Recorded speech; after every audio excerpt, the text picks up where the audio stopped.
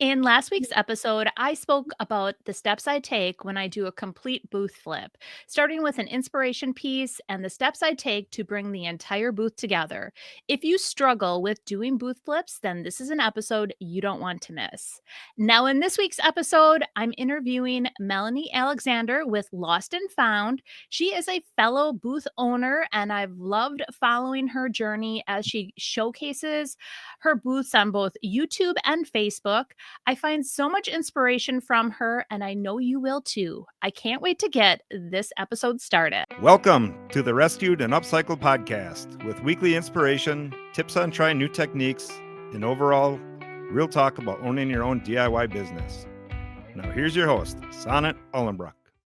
Welcome back to Rescued and Upcycled. I'm your host, Sonnet Ullenbrook. I want to thank you all for joining me today on my podcast. If you guys are new here, I do interview creatives and small business owners, and I love talking all things business. Now, this year, I have decided to incorporate some design and decor topics to the podcast as well. But today, we have a guest. So I am hoping that we have been inspiring you all along with my guest host. Now, in today's episode, like I mentioned, I am interviewing Melanie Alexander with Lost and Found. I first discovered Melanie when I was searching for a bit of booth inspiration. Her channel had popped up. She has an amazing eye for picking vintage pieces, displaying, and has so many great tips on booth life. So let's go ahead and welcome Melanie. Let me bring you on. And hello. Thank you for joining. So, for my viewers and listeners who haven't yet had the opportunity to have found you, tell me a bit about yourself. I thank you so much, first off, for inviting me to be on. This is my first ever podcast. So, really? Yes, Awesome. it is. Well, It good. is. So, it's a little milestone for me here. So thank you. Yeah. My name is Melanie Alexander. I am a mom of 3. There's my people back there behind me. Oh. I live in Northwest Arkansas, and I run a business called Lost and Found. I am starting my 13th year in business. So I started my business when I was pregnant with my 3rd kid, and he will be turning 13 shortly. So that's kind of how I remember where I am in this journey, how long I've been doing it. And I think we've got, my kids are home from school today. It's a snow day. So one of them, you may see them wander by from time to time. That's okay. Wonderful. I can't believe you actually started your business while being pregnant. Yeah. It was not the ideal time, but I had been on a waiting list for a spot at the antique mall for like close to 2 years. And I just happened to be there one day doing some shopping, and I asked, and they said, well, we have a spot opening up, which, a little tip for people that are trying to get into a mall. That's how it happens. Like, very rarely do these waiting lists, actually play out. You just kind of have to keep asking. Yeah. So I don't know that there even really was a waiting list. So when they offered it, I thought, well, I better take it now because I may not get another opportunity again. Right. So, so you were trying to get a booth. Mm-hmm. So prior to that, did you have a small business, or did you were just did you do stuff on the side? Like you did craft shows or something like that to start things off? Yeah, so I had always been home with my kids. That's what I wanted to do. My husband was working a job in full-time ministry. And if you know anything about those type of positions, like, our basic needs were provided for, but his income was pretty low. There was just a lot of, extra stuff that we didn't have the money for. So I was always looking for things to do to just try and generate some extra income. I taught myself how to bake and decorate cakes, and I did that for people for a while. Yeah. And I did a course in home staging, and I was a home stager for a little bit. I did some organizing for people, but I just loved this antique mall that I went to, and I thought, I think I could sell some stuff because I've always used, I've always liked vintage finds. I've always shopped at garage sales and thrift stores, and I loved shopping for things at this space. And I thought, I think that I could do this. So my first booth was literally the size of the jacuzzi bathtub. It was $60 a month of rent. It was tiny. And I think I took another $150, $200 maybe and bought some inventory and then used some stuff that I had. And my mom gave me some stuff. And I just said, let's just see what happens. But I knew from the start, like I didn't have the luxury to lose money doing it. I needed it to produce something, and I didn't know what it could make. But my first goal was to actually try and make enough money to take my kids to Disney World. Like that's what I really wanted to do. And we just didn't have that. And so I thought, well, let's see if I can do this. And after about 2.5 years, like I did. I had the money to take our family to Disney World, which felt pretty amazing. Again, I didn't know what to expect, but I started it with that mindset of I'm going to see if I can produce some income from this. And then it just has continued to kind of grow and develop from there. And a few years into it, I turned around and thought, wow, I have like this whole business. And it definitely was an accidental business. I didn't know that I ever intended to start this, but here we are. Yeah. Well, that's awesome. What a great story, like how you, basically started. So then did you always have the name Lost and Found or? Yes. Oh, you Yeah, did. that's been my name since the get-go. And I had the tagline of lose the ordinary and find the unique. Just, I like having kind of quirky different things in my house. And people come in and they're like, wow, I've never seen this before. Or they look at the art that I have or things that I have out, and it just sparks conversation with people. And so I've always wanted to decorate with things that are a little bit different, things that are found and have character. And I don't know, the idea just kind of came to me. So that's been stuck with it since then. I added on the decor, Lost and Found Decor. A year into my business, I started a blog. And of course, the URL Lost and Found was already taken. That was something that was available. So I picked Lost and Found Decor. And so sometimes people call me that. Sometimes people just call me Lost and Found. Either one. It doesn't matter. But that was kind of why that got added. Okay. Well, that makes sense. Yes. So that's exciting too that you have a blog and you just blog about like basically booth life or just like everything? Yeah. So I started my blog a year after I started my business. And again, let's remember this was 12 years ago and the world was a different place then. Like the internet was different then. Social media was different then. The blog world was different then. So there were bloggers that I was following. Miss Mustard Seed was one of them. I don't know if you're familiar with her, but I was a huge Miss Mustard Seed fan. And pretty early on, like after a year, I moved from my tiny little booth space. I got offered a bigger booth space downstairs towards the front of the store. And that was also right around the time that chalk paint was becoming a thing. So I started chalk painting furniture pretty early on in my business and quickly kind of became one of the vendors in the mall that was known for having painted furniture. And then I thought, well, I can take pictures of this and I can blog about it. So a lot of my blog for a long time was painted furniture and furniture flips and just vintage decor. But a lot of it was painted furniture. And then let's see, I guess 3 years into business, I stumbled upon a line of furniture paint that I thought I would maybe like to sell and applied to become a vendor. I was the first person in the state of Texas to sell the paint. And I asked the company, could I sell this online? Because I already have this blog. And they said, sure, why not? And I was the second person in the United States to start selling it online. And then it just kind of took over and exploded. So for a solid 7 or 8 years, it was blogging about painted furniture and selling that paint online and selling it locally in my booth space, along with other thrifted and vintage finds. So I still am a vendor for the paint. I no longer sell it online. I retired from that a little over 2 years ago. I still sell it locally, and my blog now is transitioned. I still paint some furniture, but it's kind of transitioned more now to just vintage decorating ideas and really tips for the antique booth owner. Yeah. I like offering small business coaching, and I like helping people learn how to do what I did. Like early on in my journey as a booth owner, I was asking a lot of questions and I wasn't getting a lot of helpful answers from people. Right. The booth world can be kind of secretive, maybe is the word. Like, people don't want to share their tips or share where they get their stuff. And Or I'd ask people like, how are you managing your profit margin? And they'd be like, what are you talking about? Like, I don't know, And I thought, like, I'm really trying to make some money at this. And so I was running things differently than people around me. And I think that resulted in my business just looked a little bit different. So I wanted to start offering those like the other people out there that are like me, people that were wanting to go into this and know, how can I actually make a little bit of money and not just make my rent each month, or not lose money each month.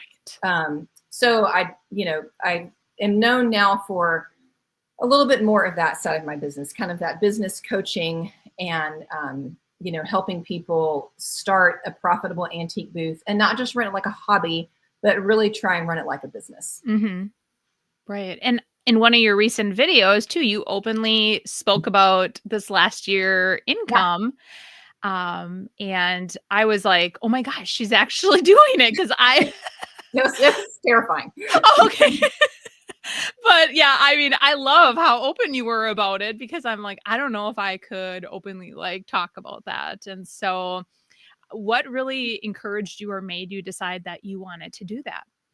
Well, I want to for sure give credit to Andy from All Put Together. Like, she did a video where she shared her her earnings for the past year. And again, like, there's this world, if you're from the outside looking in, it can just feel really kind of secretive, and it can be hard to get like concrete information from people. Right. And I thought that was really brave of her to do. So, as a content creator, you're always looking for content. And because I talk about helping people start booths, like, I've gotten that question before, because I have said, like, I've been able to make regular income with my business. And that is true, but that can mean a lot of different things to a lot of different people. And I've had people say, well, what really is regular income? And so I thought, you know what, let's put some numbers to this and let's talk about, that's what that means to me. This is what regular income is to me. I have a course, for people that are antique booth owners that are wanting to take their booth from a hobby to business. I, again, do some business coaching.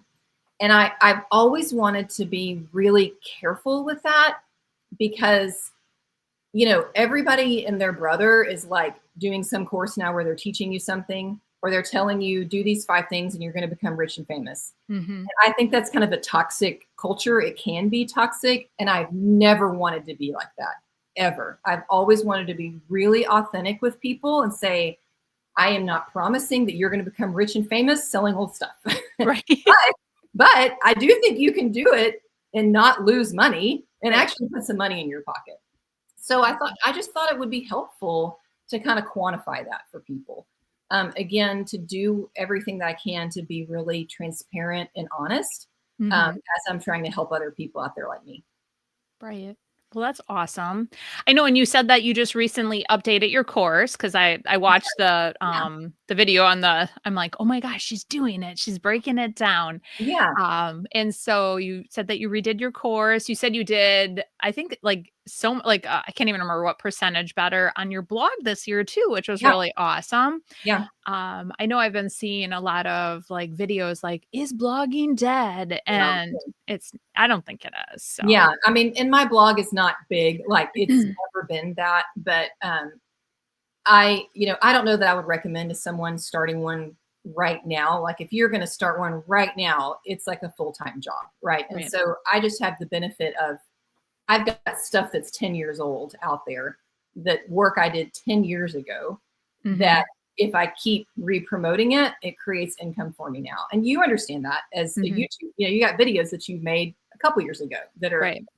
That's part of that revenue stream that I really love. So blogging is tough. There's people that they make infinitely more money. That's not mine. That's not mine. But it's a nice little check that shows up every month for work that I mostly did a long time ago. And I don't have to do a lot of it right now. And I think that's the key. Like, for anybody that's a creator and into this creative kind of business, if you can find something that's kind of work that you do, and then you can put it out there and it residually will bring you a little bit, like, that's just going to be key to supplementing retail sales, because retail does this, right? Like it just goes up and down. It's so inconsistent. It is. And if you can find a couple things, that you can have that kind of run along in the background and produce a little bit of regular income as just another revenue stream, I think that's really helpful. Mm-hmm. Oh, absolutely. Yeah. I know I always talk about having multiple streams of revenue. Everyone should have it because yes, when one slows down, which I mean, booth life is very inconsistent because you're relying on, customers coming in and depending on like here, the weather, Right. just all different things, so they are never all up at the same time, ever. Like they are always balancing each other out. And, and that's great. And that's kind of the point of that. You've got a couple diversifying a couple different things so that on average, you can know that you can pay yourself a little bit each month. Mm-hmm. Absolutely. Now, will you be doing another video next year talking about the same topic? Are you going to? Yeah, I don't know. Maybe so. I hadn't really thought. I am not great at planning content ahead. Okay. I don't know. I am a one-woman show and kind of fly by the seat of my pants. Okay. No, that's okay. And I'm trying to get better at that. Like I am trying to work ahead and get things taped ahead and, but again, I'm a one-woman show too. So you get it. Yeah, it's hard. I think that I could produce more if I planned better.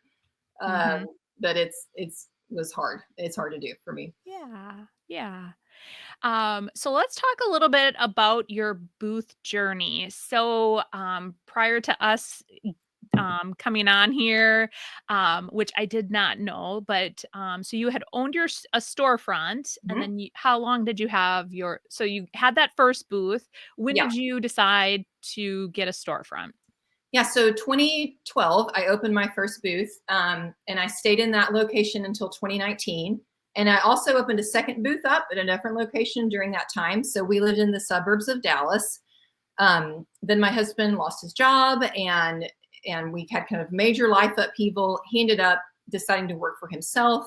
So he had started kind of his own business. We didn't have any family there, and it was kind of this messy job loss. And we decided, you know what? We don't have to keep living here. We can go somewhere else. So we made the move to Northwest Arkansas, where we are now. My husband's family is from here. We have some other, roots here with friends. So commercial property is more affordable here than it is in Dallas. And I had always wanted to have my own store. So I was able to find a little 1,200 square foot spot that I opened, and I called it my painted furniture studio. I was still painting a lot of furniture at that time, and it was amazing. I moved everything out of my garage, and it went to the store, and I did all of my shipping there for my online store, and I painted all my furniture there, and I staged all my photos, and I had keys, and I could come and go whenever I wanted. It was great. It was so great. But we opened in September of 2019. And so if you're thinking ahead on the calendar, you can realize what happened in February or March of the next year, right? Yes. So 6 months in, again, and nobody knew who I was. I lived in a completely new area. There was not a following for the paint line that I was selling. Nobody knew who it was that was up here. Nobody knew who I was. I was running a ton of Facebook ads because I was just this new commodity in the area. And I had, was picking up steam. I was teaching workshops, all of that was going really well. And I had my best month ever, February of 2020. And then the world fell apart in March. My kids got sent home from school. I had one employee at the time. She was an older lady in her 70s. And it just got infinitely more complicated. It was already going from a booth to your own store. I mean, it is a huge jump in responsibility and in cost. I mean, I think my expenses went up 10 times. I would try to do it by myself for a little while, but then I just couldn't be there. And people wanted more hours. So I hired 2 people. I had to learn how to run payroll and pay them part-time. I've never done that. I've never run payroll. So, and then I, hired a shipping helper because during COVID, my online sales went berserk. I mean, just completely insanity because everybody was home. painting their kitchen cabinets and doing whatever. And so I'd have 15 to 20 orders a day that I was trying to ship out while my kids were at home trying to do homeschool. It just was chaos. So by kind of March of 2021, my lease was coming back up, and I basically had just lost an entire year. Like the other stores around me had all closed during COVID, and it was kind of like just starting over. Mm-hmm. And I decided that it was the right thing, but it was the wrong time because my kids, the age that they were, like I knew that I was going to really have to baby this store to get it where it needed to be. And I had already, again, lost a good 18 months of time that I'd spent doing that. And I just made the decision it was time to be more flexible again and available for them. So I closed the store and went back to basically a booth model. I took my paint and everything and all that and went back into a booth. Okay. And took the rest of it back into my garage and started shipping orders from my kitchen table again. And I'll tell you, it was tough. It's still tough for me now. Like once you own something, it's tough going back to not being the boss. Mm-hmm. But I'll tell you, I don't have to deal with the roof leaking. I don't have to deal with the toilet clogging. I don't have to deal with, when my employees can't come in, there's nobody to work the store, right? That's life. That's a trade-off. So right. Because I'm a mom and just the stage that my, stage of life with my kids, the flexibility that a booth offered me was better. And honestly, my income did not drop from going from a store back to a booth because my expenses dropped so much. I was still able to pay myself the same. Mm-hmm. I just cut out so much overhead and expenses. Right. So maybe another day in the future, I do miss it. I miss my little store. And who knows, maybe in the future that can be another opportunity, but it just wasn't the right time. Yeah. Yeah. We actually had a storefront, my mother and I too. Okay. And Yeah. we actually shut down just like a year before that all like the world fell apart. And we the reason we did is that our building that we were renting sold, and then we couldn't find something else. And so like I thought the world was ending, because I'm like, oh my gosh, this is something I, poured my heart and soul into for 3 years. And so I understand it's a hard decision to do that. Yes. But then that's when I discovered booth life. And actually I love it now because I don't have to be there and I can just go stock up and, fluff and make it look pretty and it'll be fine. But that's right. And you can come home and work on other things while your stuff up there sells. So absolutely. Yes. Absolutely. But yeah, I'm sorry that happened though, it is what it is. I know it it really stinks because I've heard that a lot. Like people started like businesses like right before it happened. So it's got to be hard. And it was, it worked out fine. Again, like my online store did so well that it really balanced out, my local, like the local business that was struggling. And, I'm fortunate that I didn't struggle through that time. I struggled with just managing all the things, but financially it still worked for us. And a lot of people can't say that. So I feel very fortunate to be able to say that. That's good. Yeah, absolutely. What has been one of your biggest challenges with your booth or having a booth? I would say right now, kind of coming back into a booth, again, like it's different selling now than it was when I started because there's so many of us, like there's just so much more information out there. There's so many people on Instagram and YouTube talking about going thrifting and talking about, how to find great things.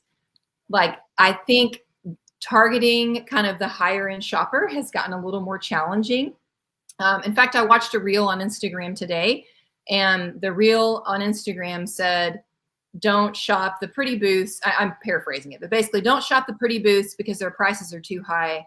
Shop the booths with all the junk in it so you can get better prices. And I'm like, yes, they're absolutely right. Typically the pretty booths are higher, but like the booths with the junk in it, like 9 times out of 10, that profit margin, that's not paying you anything really. Like that's just a glorified storage unit. Mhm. And I've always tried to target the end shopper and not other pickers like myself. Like I am not my target customer. I am way too cheap to be my right? Like I'm not. But there are lots of people out there that want that look, but they're not going to pick through the estate sales and go dig through the junk at the garage sales. They're happy to pay a little bit of a higher price point to have you do that work for them and then curate your item. Now, I think the gap between those two customers is closing a little bit. Mhm. Does that make sense? And so, Yeah. and here where I am, I can't price things with the same kind of profit margin that I could in the Dallas area. Obviously, it's just a different area. So, Yeah. I'm really trying right now to shift to buying.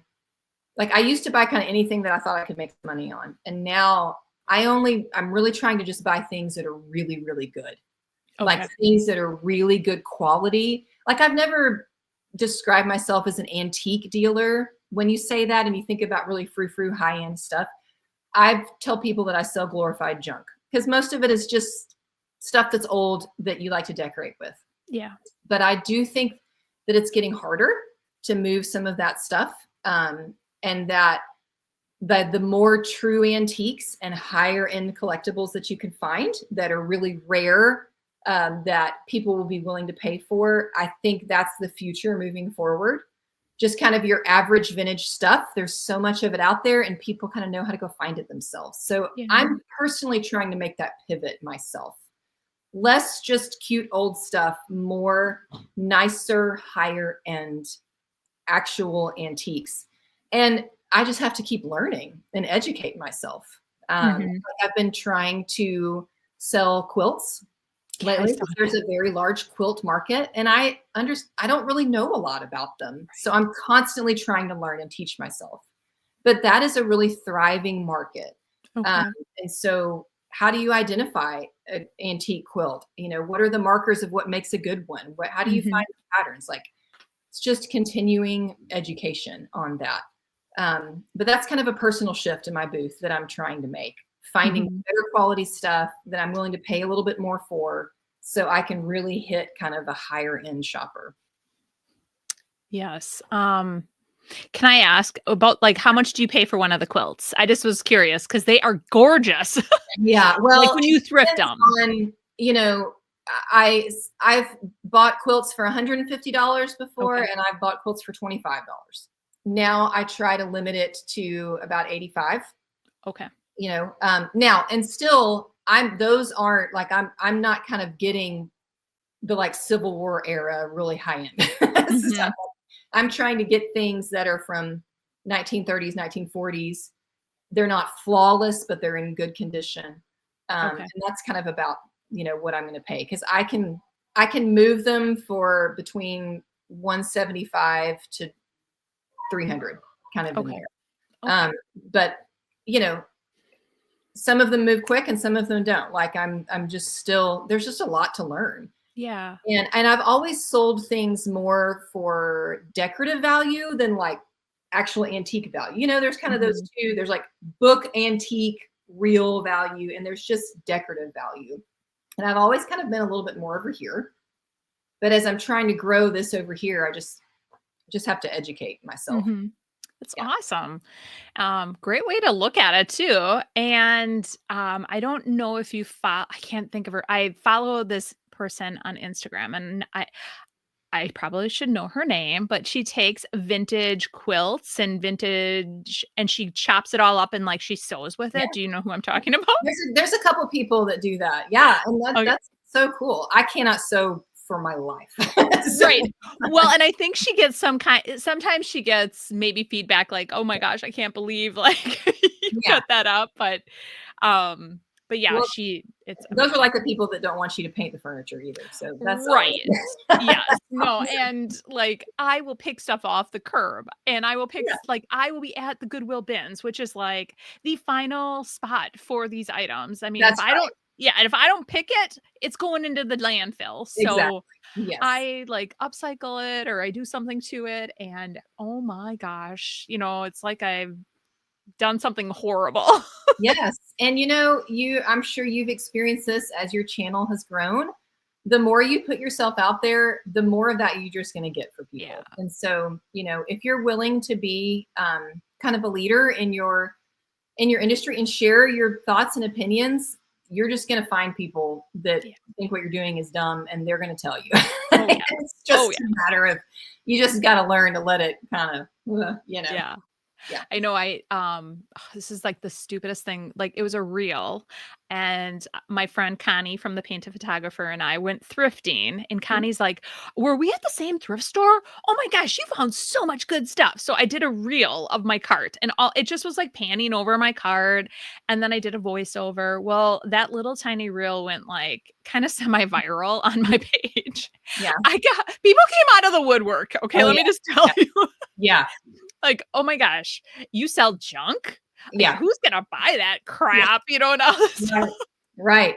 Or my favorite are the people that like are morally offended that you buy something and resell it for higher. Like Yes. somehow like the entire rest of our economy works that way and that's not a problem. We do it. We're like these evil people. I'm like, I'm not selling prescription drugs or something that people need to live. I'm Yeah. selling a piece of art to hang on your wall. Like Exactly. let's get over it. I know. Send I your know. moral outrage someplace else, please. Yeah. Yeah. But, like, one lady, I had to block her because she literally, like, was just, like, oh my goodness. I always try to comment, to keep things, moving with the algorithm, and then she had another nasty combat, come back, and I'm like, "Oh my gosh, lady." And then she started like, when other people were sticking up for me, oh, that just did not go fly with her either. Yeah. So, block. I mean, I felt bad because I've never blocked anybody really before. Yeah. So Yeah. It's hard. And I have said before to people that I've worked with, like when that happens to you, that actually it's a good sign because it means your content has broken out of your little bubble into the broader world. And Yeah. so because you're right, the people that don't know who you are, when they start showing up and commenting, they typically don't have sometimes they don't have the nicest things to say, but that means actually that you're doing something right. That the algorithm is liking your stuff. Right. I Yeah. know. I was like, I kept trying to tell myself that same thing, but No, it's hard. It's hard. it is. I don't like negative comments, but No, it, nobody does. no, Nobody does. But unfortunately, it comes with the territory. it does absolutely. Yeah. Um, so now that you've had a booth for, well, like basically a booth and a store and a booth Right. again, what is like one piece of advice that you'd give somebody starting a booth? I am really big on knowing your numbers. Knowing your numbers and not overbuying on inventory. I think that's probably the number one mistake that people make is they buy too much stuff. And so I give the example of like here where I live is the corporate headquarters for Walmart. So like giant Walmart everywhere is like founded right here where I live. Okay. And basically every grocery store in town is a Walmart. And there's one other like local family-owned grocery store that exists, right? And they are just groceries. They're not, the super centers. And they are obviously don't get the same customer, amount of customers as the giant Walmart does, right? There's no way that they do. And so it would be really stupid if they went out and as they're trying to stock their shelves, if they bought the same amount of like cereal, for example, that Walmart is buying to stock their shelves, right? They don't need that. And we have this thing that we do as resellers where we just keep buying and we just keep buying. And it's sell to buy to sell. And so as soon as I get my booth check, I'm just going to go buy more stuff and I'm going to cram it in my booth, even if I don't have any holes, even if I don't have any needed, even if it's just going to go in a box in my garage for 6 months.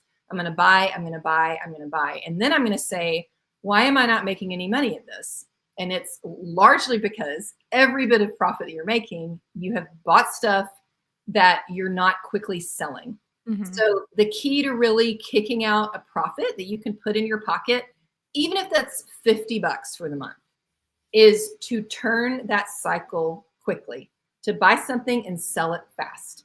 Right. So like you can only everybody has a natural limit to their retail, right? Like you're not going to move, on average, you're going to move, I don't know, pick a number, 200 things from your booth each month, right? Like that's realistic. Well, if you're buying 500 things a month for your booth, you're not going to sell all of that. Like that's going to take, and so you're slowing down how fast you're turning your inventory, which affects your profit margin. So that's the thing. And like, it's like a badge of honor. Like booth owners will talk about their storage units and their doom piles. And like, we kind of laugh about it, but I'm telling you, if you're trying to make money, you cannot run your business that way. You just can't. I have lost count of the number of times that I've had people tell me, Melanie, you need more stuff in your booth. You need more stuff in your booth. And I'm like, well, I'm out of money. I can't go buy any more this month. Like I cap every month, I give myself an amount in cash that I will go buy more inventory. And once that money's gone, it's gone. I don't buy anything else. And that just requires that you're kind of paying attention to that financial side of your business, that you're looking at on average, how much am I selling every month? And, you know, how many pieces am I selling every month? And, you know, am I selling 2 pieces of furniture? Am I selling 5 pieces of furniture? That informs how many pieces you need to go out and find, right? And that's not the fun side of what we do. And so, you know, the fun side is buying stuff. I know. I'm like, oh, you're putting a damper on. No, I'm just kidding. I know. And I talk about it, and I mean, it is a hill that I will die on, but people never, they never like hearing it. And I get it. I don't like telling it myself, but like that, if you're wanting to make some amount of regular profit, you have to not overbuy and pay attention to your numbers. Yeah. I know. I'm trying to cut down on my inventory. I actually haven't gone thrifting in a while. And it's so funny. Like right before I jumped on here, one of my viewers texted me, hey, I'm going to be in town thrifting tomorrow. And I'm like, ooh. Yeah. I might want to go. No, I'm just kidding. No, it's hard. It's hard. Yeah. Have you tried Whatnot? I have not. I created an account. Okay. And I watched a couple of YouTube videos, and then I got very overwhelmed. So I have not tried it. Like I've done live sales. I've done live sales on Facebook for a long time. I did a few live sales on Instagram. I don't love that format as much and don't plan on continuing it. But the logistics of Whatnot felt, you know, like uploading all the stuff ahead of time, and I don't know. It felt a little overwhelming to kind of put into practice. Have you gotten on there? I have. So I was doing Whatnot Wednesdays, and I did it for like a full 2 months, and I had a really good following, and I would have like regulars come every single week, and there were tons of bidding wars. And I always did I never did dollar starts. I always did like a $3 starting, and I always did really well each week. Yeah. And then I held my first retreat in October. So I stopped doing it then, probably a couple weeks prior to the retreat, because there was so much stuff going on. Yeah. But then I tried, we do like raid trains, they're called. So it's a group of us get together, and I'll start it, and like every half hour a new person will raid their what we call it, the train, we raid their page. And that one, that's on a Friday. And I feel like, I don't know if, cause I always start them off, I just felt like maybe because I'm getting like them moving, you know what I mean? Like I'm warming them up. Right. And then we all just get a half hour, where typically I would always be on like an hour to maybe like an hour and 15. And I felt like me talking about the item and like really selling it, that I think helped. And with the Friday raid trains, I just felt like I didn't have enough time. So I'm thinking about going back and doing it. I don't know. We'll see. I am very busy too. Yeah. So. Yeah. It's hard to, people, you have to prioritize, like it has to be worth your time. Yes. And for some people's time, that may be they may have all the time in the world to do that. Like, Mhm. I think people underestimate how much time it takes to create YouTube videos and the podcast that you're working on. Yes. I mean, there's just not enough time, and you have an online store that you're running and you're shipping things. And I mean, when I retired from shipping paint, all of a sudden I had like 4 hours a day more that I didn't have before. Mhm. And there's just only so many hours of the day. And so, Yeah. you know, that might be a great investment for you, or it might not. And I'm kind of like that too. Like, that's why largely why I quit Instagram Live. Sometimes it would be like 2 hours. They'd be 2 hours and I'd sell 3 or 4 things. And I'm like, I got other stuff to do with this 2 hours, Oh, you know, I got yes. other stuff to do. Yes. So to give you an idea, like in that hour 15, I'd have 60 items listed and I would almost have a sellout show every time. That's So fantastic. yeah. And like I said, sometimes I'm like, like I would do the $3 start, and sometimes I'd be like, okay, they're getting a really good deal on this. Yeah. Or, Yeah. and then sometimes it was like such bidding wars that I'm like, wow, I can't even believe it went that high. So, Yeah. Yeah. but yeah. So, I mean, I would like to do it again, but, when I was doing it, I figured out I really streamlined the whole process. Yeah. So, very easily and quickly, to, upload the items. It only took me like an hour to upload all 60, and just I definitely streamlined the whole process, but Yeah. it might be something you might wanna consider. Yeah. Yeah. I was looking into it, and then I was like, yeah, I got all gung ho. And then I've got all sorts of ideas. And then some That's of so them come to fruition and some of them don't. So, yeah. but you've motivated me to go back and look at it again. You should. Yes, and if you need any suggestions or help, I can definitely help you. So, my friend Sandra, she like took me and a bunch of us under her wing and gave us so many tips and tricks to make Yeah. things so Awesome. easy. Thank you. So, I appreciate that. Yeah. but talking about YouTube as well, and like we just mentioned, how YouTube is so time consuming. It is. It's so fun. But one thing too, you had mentioned on your video that you noticed that there was a drop in like ad revenue, Mhm. and across the board, that is what I've been hearing from all creators. Yeah.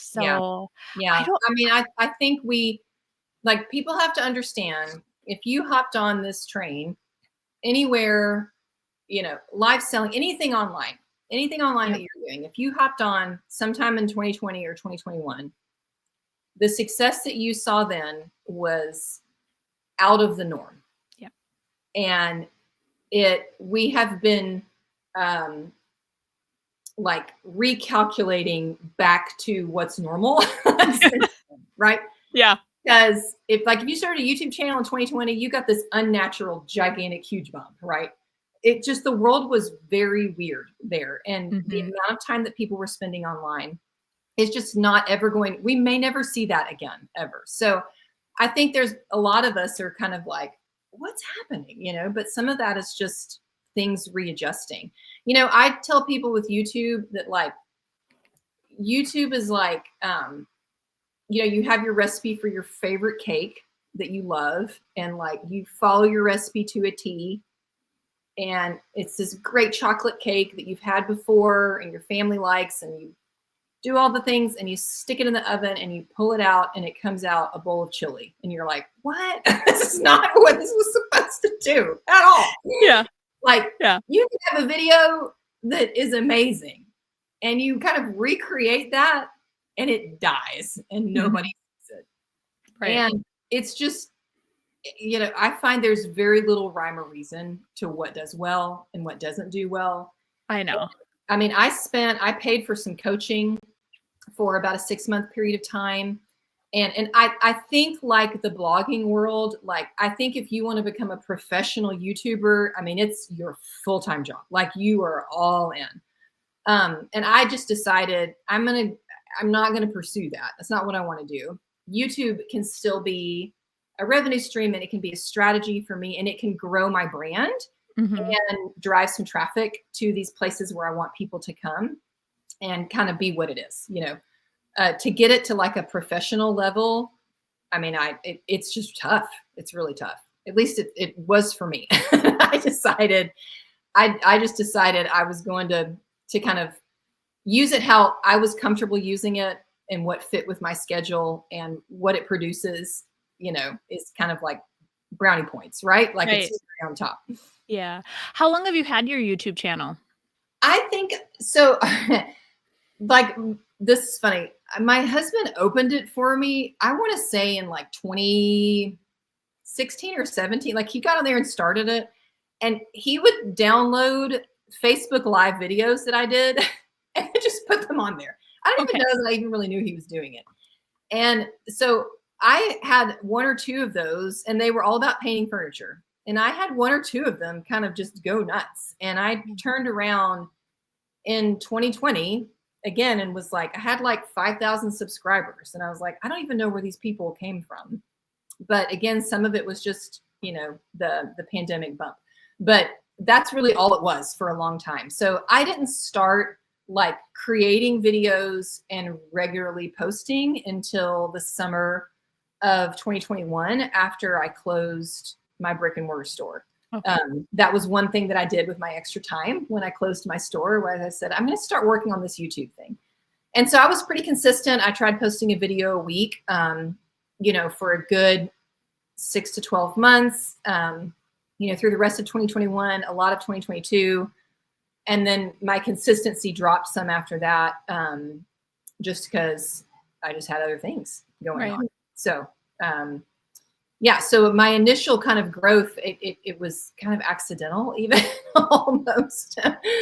Yeah. And again, like some of those videos that they're not produced, they're old and they're like fuzzy, and they're still some of my most watched videos. So, I don't know. But then I'll work really hard on one and I think it's going to be great. And it's like, I know.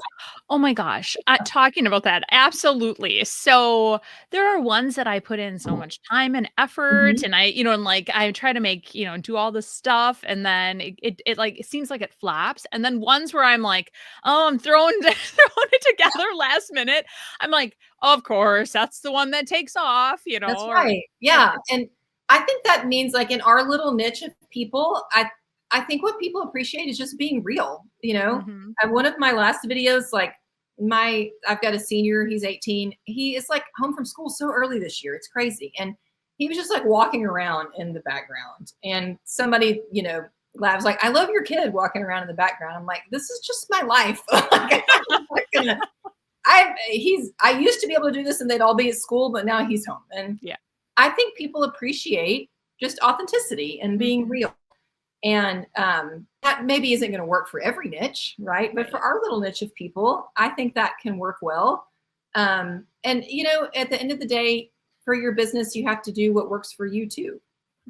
So it works for me to just create what I can and do my best at it, And if people like it, then they like it. Fantastic. And some people aren't, and that's okay. Yeah, no, absolutely. I know prior to my retreat, I was posting 2 videos per week. I was doing one every Monday, every Friday, and I was consistent. And then during after the retreat, I was like, I have to reel this in. I had extreme burnout from my retreat. So I just decided to do it once per week, and I'm feeling just so much more freedom, I guess is a good way to put it. So I mean, it is a lot of work, filming and editing. I tried hiring for a little bit of editing. It didn't go super well. They just couldn't really produce what I wanted them to do. And it, really good editing is cost prohibitive for channels that are our size, I think people underestimate the amount of work, that goes into it. I know. Yes. And now too, what I've noticed is that people, it's true, their attention span is so much shorter. So you have to you have to have clips constantly changing and, and doing all kinds of things to reset their attention. And, in the past, I don't think it was as bad as it is now. And I think it's the short form video that's doing it. It is. Yeah. One of the big takeaways that I did walk away with from the coaching that I got last year was, when I first started my channel, every video would be, hi, I'm Melanie. I'm the owner of Lost and Found. And I did this little intro, and he's like, you can't do that. Like, you got to go right into what you're doing. Within 15 seconds, you need to be doing what is happening in the video. And when you watch, big YouTube channels, that is how they function. There's no prolonged intro. There's not even an outro. Like it just ends. I know. Because you're right, but that's the short form video has affected how that goes. And so I did think that was a helpful tip. Yeah. I know I've been trying to not do my intro and I just am so used to it, and I feel like people need to know who I am, but it's like, so I have been changing things up and practicing and trying different things. And the last couple, I think I had started them off different, but we'll see. I haven't yet taped Friday's video, so I don't know yet what I'm doing, but I'm sure something with IOD. So yeah. The new IOD release happened, and it's like overtaken my life. Yeah, those are big. I sold Redesign with Prima for a while as well. And yeah, when those things would come, when you have shipments show up and you've got 30 boxes of stuff that you're unpacking and you're checking it all. I mean, it's a lot of work. There's no such thing as a free lunch, right? No.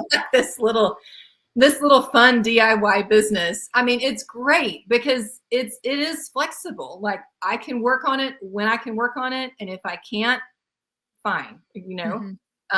I don't know that there's a lot else out there, that's like that. And it's fun and it's doing stuff that you enjoy, but there is no such thing as a free lunch. It's very hard work. And when you're representing multiple large lines, I mean, I sold at one point, I had Redesign with Prima products, a ton of them, and 3 paint lines. Okay. And that's just a ton of stuff to manage. And you're putting together kits, right? And like your DIY kits, and you're working really hard, Sonnet. You need to, you need to stop this podcast and go like take a hot bath or something. I know, right? No, I need to go get a massage, but no. Yeah. But yeah, so I also have 3 paint lines. I have DIY paint, I have Fusion, I have Sweet Pickins, and then IOD, and then I have some, rice paper, decoupage. So I know, and I have them all in all 3 booths. So I have the products. So my booths are doing good, but what I have noticed is because every other area in my business is kind of really taken off, my booths have kind of been backburnered, especially one of them. And I'm like trying to make it I think if I can just get in there and like really like focus on it, just, I don't know how to explain. Like, I think I can make it. It's the one that's I always like, it's the last one I stock. And I'm like, Sonnet, you need to focus on it. So yeah. I'm paying for the rent. I mean, I do fairly well, but I think I could do so much better if that one wasn't I have them like kind of broken down by like my best booth, my second best, and then the one but I think maybe the one that I'm not doing as good at is because I don't give it as much time, but yeah. I mean, that's a lot. Managing 2 is a lot. I currently have 2. I have paint stocked at a location and I just have paint there. It's the only thing I have. And then I have a booth that is my vintage and antiques. And just the logistics of driving back and forth, checking on the stuff. When I had in Texas for 5 or 6 years, 2 locations that both had paint and stuff in them. I mean, maybe I could have done a third without the other stuff, but then, selling online, and that's a lot. You're doing a lot. I would encourage you to possibly evaluate how much that third booth is playing into the success of your business. Yes. Maybe. I know. I'm like, what else could you do with that time that would maybe funnel it into some other, just purely joking on that. But I do think we just, when we're these, moms, these, one person shows, we're doing it all ourselves. We've got to constantly be asking that question, like, where is my time best spent? And what are the things that only I can do? Like only you can do this podcast. Right. But somebody else could maybe run and put paint on your shelves, Right. Yes. So there's just a limit to what time is available in our day. I know. I'm always like, it's so funny because like the one thing I always say to myself, I just wish I had one more day this week.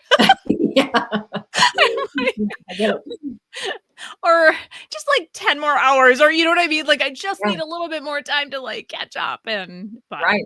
yeah. Yeah, Yeah. absolutely. Yes. So, well, you really put it into perspective. Sorry, I can't help it. It comes the coach part in me, kind of comes out. But Yeah. no, I Yeah. mean, I don't know if you caught the video that I did before the video where I detailed my earnings for 2024. I did a video where I kind of walked through, here's my 12 years of business. And as I was looking through those years, I kind of like found that they kind of happen in 2 to 3 year chunks, Okay.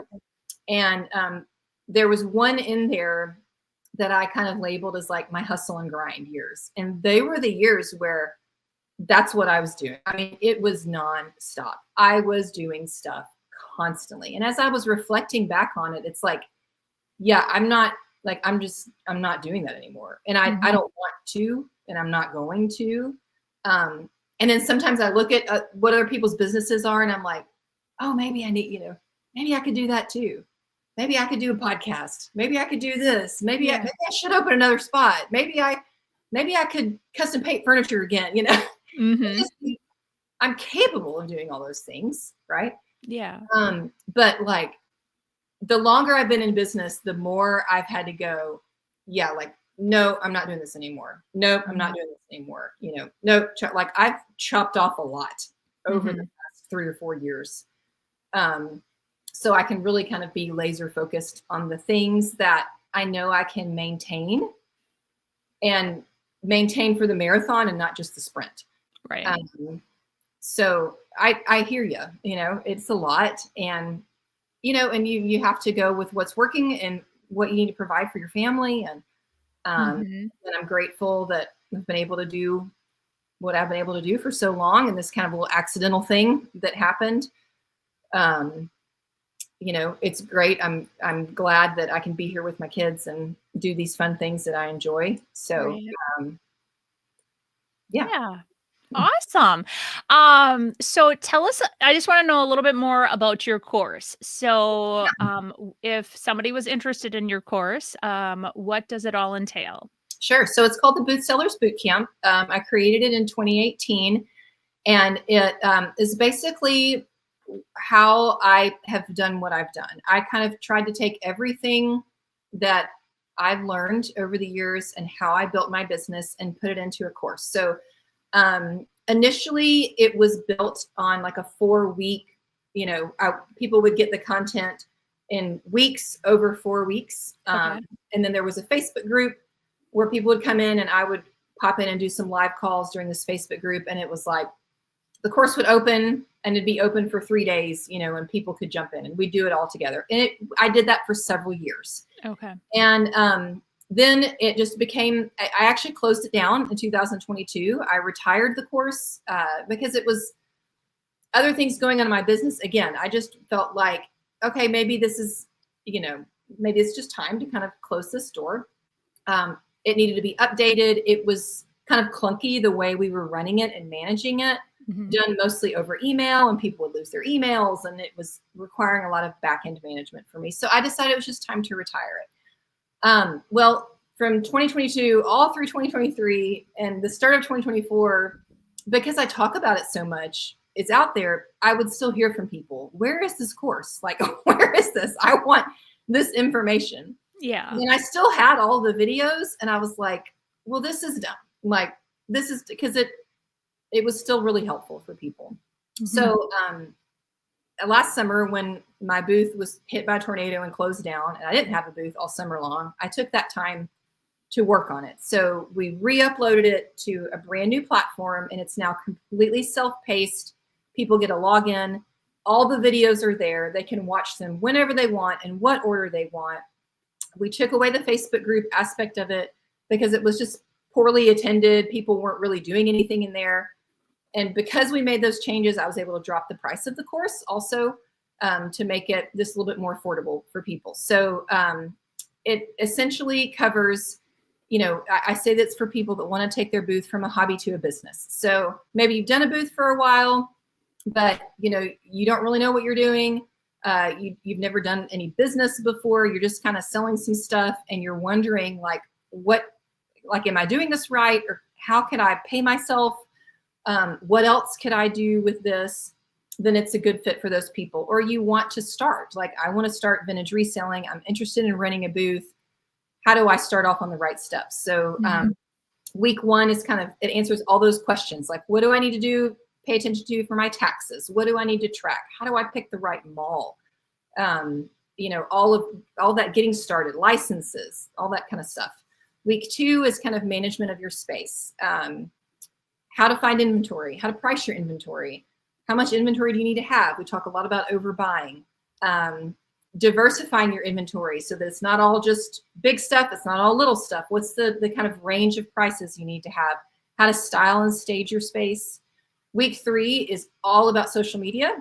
So it's how to use social media to market your booth, how to take ownership of your marketing of your business. You're not the mall isn't the business, you are the business. And so you can brand yourself and market yourself through social media. Here's how to do that. And then week 4 is taking the foundation of your booth and expanding from there. So what other revenue streams could you add and how to go about adding them? And it also includes some resources. I have a sample inventory, spreadsheet there you can use. I have a sample financial spreadsheet, some other, just kind of sample resources that are in there. But again, it's just completely self-paced for people. It's very professional, the new place that it's being hosted on. I'm really proud of it. And I did refilm and update a couple of the videos, particularly in the social media week that kind of needed updating. So people can find it if they head to my main website, which is lostandfounddecor.com. Link to the Booth Sellers Bootcamp right there at the top. The price of the course is $197. And that gives you access from here until the internet breaks and it's not there anymore. It's there is an option for a 4-payment installment too, if that's something that can help, that can help people. And there to date, there's been close to 300 people that have gone through the course. I've never gotten a negative review on it. If people have had negative reviews, they haven't let me know. I've heard nothing but positive. It's helped people that were already doing really well in their booths, selling a lot, refine kind of that process. Right. And it's helped people that, hey, I just want to start, but I have no idea what I'm doing. So I've heard great things from people kind of all through that spectrum. Nice. I like it. Yeah, well, good.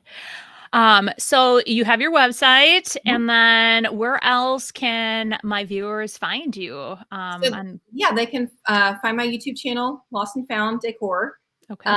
Again, my main website, lostandfounddecor.com. That's my blog. There's a ton of free stuff there, articles, links that go from that to my online course and that go to my online shop. That is a different website, but probably the easiest place is just, that's all there in my main space, and they can, head out from there. So. And then you said you're on Instagram and on Facebook as well? Yes, I am. So Melanie Alexander, Lost and Found on Facebook, and Lost and Found Decor on Instagram, and Lost and Found Decor on Pinterest too. I'm out there. Yeah. In fact, there's a ton of booth articles on Pinterest. If you type in something about an antique booth on Pinterest, you'll likely see one of my articles come up. So a lot of stuff I talk about on YouTube, I've also put in article form on my blog, if those are resources that people want. Nice. Well, good. Well, I just want to thank you so much for being part of my podcast today. And I just love that my viewers had the opportunity to meet you and just see how amazing you truly are. So thank you. Thank you. And you guys, in next week's episode, I am going to talk about audience building, and this is key to any successful business. So if you are looking at tips on building an audience, then mark that one on your calendar. If you guys are listening on any of the podcast platforms, do not forget to rate, review, and subscribe so you guys don't miss an episode. If you're watching this on YouTube, definitely subscribe to my YouTube channel and turn on that bell notification so you you do not miss out on an episode. And let me know in the comments what you guys have been thinking. And you can find me also on Facebook and Instagram at Sonnet's Garden Blooms. So I hope you've enjoyed today's episode, and we will see you next week. Bye. Bye-bye.